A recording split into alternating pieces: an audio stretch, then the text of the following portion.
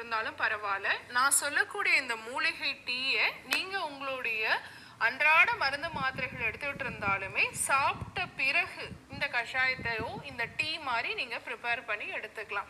இந்த மூலிகை டீயை நீங்க எப்படி ப்ரிப்பேர் பண்ணலாம்? நாட்டு மருந்து கடைகள்ல வெண்தாமரை இதழ் கிடைக்கும். அதை வாங்கிட்டு வந்து இதழாவே நீங்க வந்து உதுத்து ஒரு டப்பால போட்டு வச்சிடுங்க. டெய்லி ஒரு இதழ், காலையில ஒரு இதழ், சாயந்தரம் ஒரு இதழ், 2-3 கிள்ளிட்டு தண்ணியில போட்டுக்கோங்க.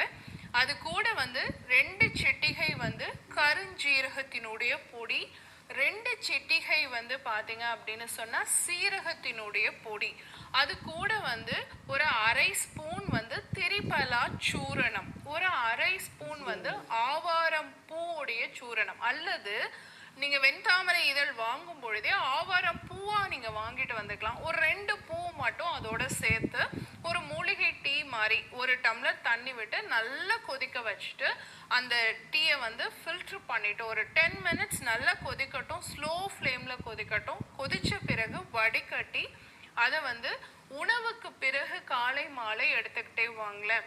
திரிபலா சூரணம் குடல் ஆரோக்கியத்தை மேம்படுத்தும், சர்க்கரையோடைய அளவை குறைக்கும், குடலை வந்து அந்த லீக்கி கட்டெல்லாம் சரி பண்றதுக்கு சப்போர்ட்டிவாக இருக்கும்.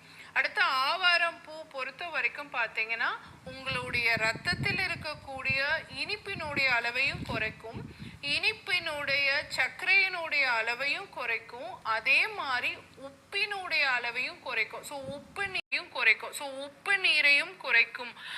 அந்த தன்மை வந்து ஆவாரம் பூவுக்கு உண்டு. அடுத்து பார்த்தோம்னா கருஞ்சீரகம் வந்து ரத்த கொழுப்பையும் குறைக்கும், கல்லீரல் செயல்திறனையும் மேம்படுத்தும், குடல் ஆரோக்கியத்துக்கும் நல்லது, நோய் எதிர்ப்பாற்றலையும் அதிகப்படுத்தும்.